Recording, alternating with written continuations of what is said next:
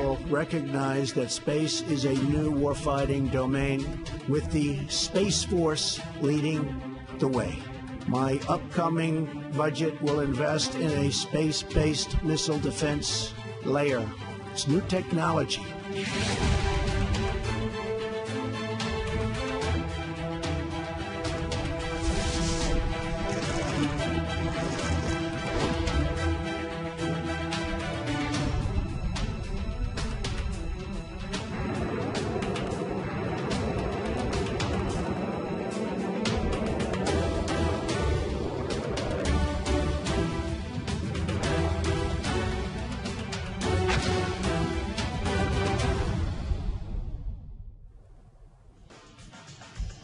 공상과학 영화 속에서나 보던 우주전쟁의 서막이 올랐습니다. 러시아가 치르콘, 아방가르드 등 극초음속 미사일을 개발하면서 미국의 미사일 방어망을 무력화시킬 수 있다라고 선언을 했죠. 이에 트럼프 대통령 보란듯이 펜타곤에서 새로운 미사일 방어 보고서를 발표하면서 우주 공간에서 요격을 할 수 있는 스타워즈 계획을 천명했습니다. 장군, 멍군이 오간 건데요. 그런데 러시아가 미국의 우주 방어망까지 뚫어버리는 사상 초유의 미사일을 만들어냈습니다. 자, 트럼프 대통령의 우주전쟁 선언 발언을 먼저 들어보시죠. We will recognize that space is a new warfighting domain with the Space Force leading the way. My upcoming budget will invest in a space-based missile defense layer. It's new technology. It's ultimately going to be a very, very big part of our defense and obviously of our offense. The system will be monitored and we will terminate any missile launches from hostile powers or even from powers that make a mistake. 자, 러시아가 극초음속 미사일로 미국의 미사일 방어망을 뚫는다면 아예 한 수 더 떠서 우주에서 아예 요격시키겠다라고 발표까지는 좋았습니다. 그런데 러시아에서 심상치 않은 미사일 기지가 위성에 포착이 됐다고요. 어떻게 확인합니까? 네. 지금 사실은 군비 경쟁이 정말 새로운 단계로 접어드는 것 같습니다. 신냉정 시대라고 그렇습니다. 얘기를 할 정도죠. 첨단 무기들이 잇따라서니 발표가 되고 있는데 네. 러시아와 중국의 첨단 무기에 대응해서 지금 지난주에 펜타곤에서 트럼프 대통령이 새로운 방어 미사일 체계를 발표했지 않습니까? 네. 즉 발사 단계부터 우주의 위성에서 일단은 쏴서 일단 저지시키겠다는 것이거든요. 네. 근데 지금 오늘 공개된 걸 보면 러시아는 바로 이 위성을 겨냥한 미사일을 개발하고 있다고. 위성 자체를 또 파괴해버린다. 지금 러시아 북부에 있는 한 기지에서 지금 포착이 된 것인데요. 네. 이 미사일은 바로 위성을 겨냥한 미사일이라고 합니다. 이미 네. 2년 전부터 시험 발사를 하고 있고 이제 그렇게 된다면 또 한 번 미국은 다른 차원의 또 한 번 무기를 개발해야 되는 네. 그런 상황이 오지 않을까 싶습니다. 자, 그래서 러시아가 공개한 이 누돌 미사일, 그러니까 위성에서 포착된 미국의 상업 위성이 포착한 이 누돌 미사일 기지 사진입니다. 발사 영상을 한번 확인해 볼까요? 이름이 누돌 미사일이라고 하는데 상당히 빠른 속도로 날아가서 요격을 한다. 요격 주체가 상대가 미사일 요격이 아닙니다. 위성을 요격한다.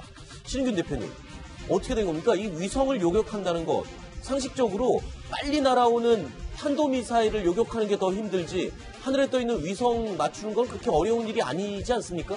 지금 이제 그 황앵커 말처럼 하늘에 떠 있는 위성이라고 우리가 고정관념을 가지고 있으니까 그게 가만히 있으니까 그렇죠. 저거 때리는 거 그거야 라고 생각하니까 쉬워 보이는데 네. 사실 위성은 어마어마하게 빠르게 회전하고 있습니다. 어느 정도 속도입니까? 마하 20이 넘는 속도로 그래요? 회전을 하고 있기 때문에 그럼 탄도미사일 요격하는 것보다 훨씬 어렵죠. 그런 그 우주 궤도를 탄도미사일 같은 경우는 예를 들어서 ICBM 날아가잖아요. 네. 이 탄도 비행을 할 때는 즉 궤도를 따라서 탄도 비행을 할 때는 마하 6에서 7 정도 속도입니다. 그렇죠. 이게 지구 중력을 받아서 돌입할 때 중력이 빨아당긴 힘 때문에 속도가 가속이 붙는 것이지. 그렇죠. 탄도 비행할 때 6, 7 정도거든요. 네. 그래서 미국은 이 단계에서 없애겠다는 거 아닙니까? 6, 네. 7이니까 쉽다는 거죠. 그렇죠. 그런데 위성은 마하 20의 속도로 회전하고 있으니까 네.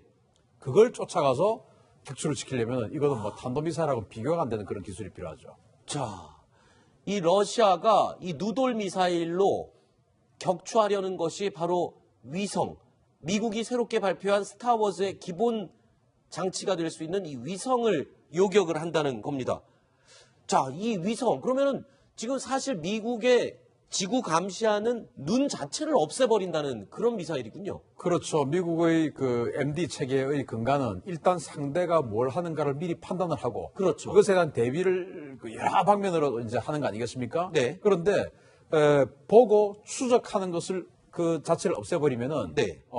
요격을 할 수가 없다. 그래서 자기들이 가장 지금 부담스러운 것이 앞으로 지금 미국의 그 스타워즈 위성 계획에 보면 STSS라는 저궤도 위성이 있어요. 네. 그걸 깨버리면은 이제 미국은 우리를 바라보는 눈이 없지 않느냐. 네. 자, 이겁니다. 아, 지금 러시아가 아예 요격을 해버리겠다라고 하는 미국의 위성 어떤 위성입니까? 저궤도 위성이다라고 지금 설명을 하고 있는데 네. 그 쉽게 설명을 해주시죠. STSS 위성 같은 경우는 이제 저궤도 위성인데 어떻게 미국이 이제 24개의 위성을 쏘아 올려요. 아. 그런데 그거 한 6개 정도만 있으면 사실은 지구를 전체를 감시할 감시를 할 수가 있는데 그걸 24개를 쏘아 올리는 것이죠. 그래서 완전히 촘촘하게 보는데 네.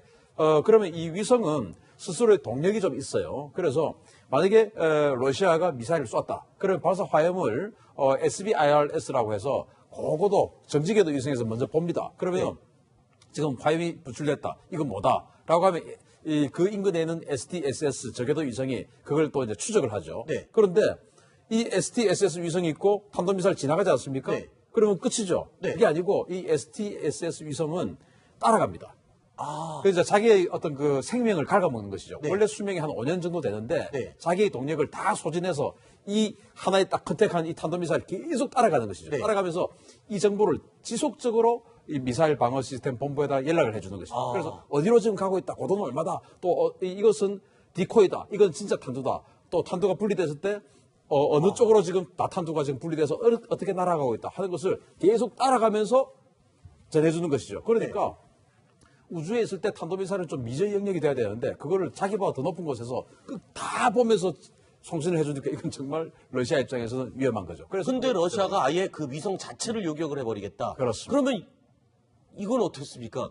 위성에서 이미 다 감시를 하고 있으니까 이 누돌 미사일, 네. 미국의 위성을 요격하는 러시아 미사일이 발사됐을 때 그걸 또 요격해버리면 되잖아요. 그래서 이제 미국이 네. 그게 바로 이제 F-35를 동원한 발사 단계에서의 레이저 요격입니다. 아. 그래서 지금 이 SBIRS라고 해서 아예 누돌이나 뭐 이런 것들이 그 올라오지 못하는 35,000km 상공을 완전히 고고도에서 내려다보는 게 있거든요. 네. 거기서 이제 불꽃이 딱 발생을 하면은 사실은 뭐 미사일 발사라는 게 갑자기 어느 날 갑자기 쏘는 게 아니고 그렇죠. 징후가 있지 않습니까? 그렇죠. 서로 감정이 격해져서 이제는 더 이상 안 되겠다라고 할 때는 F-35를 인근에 배치를 쫙 하죠.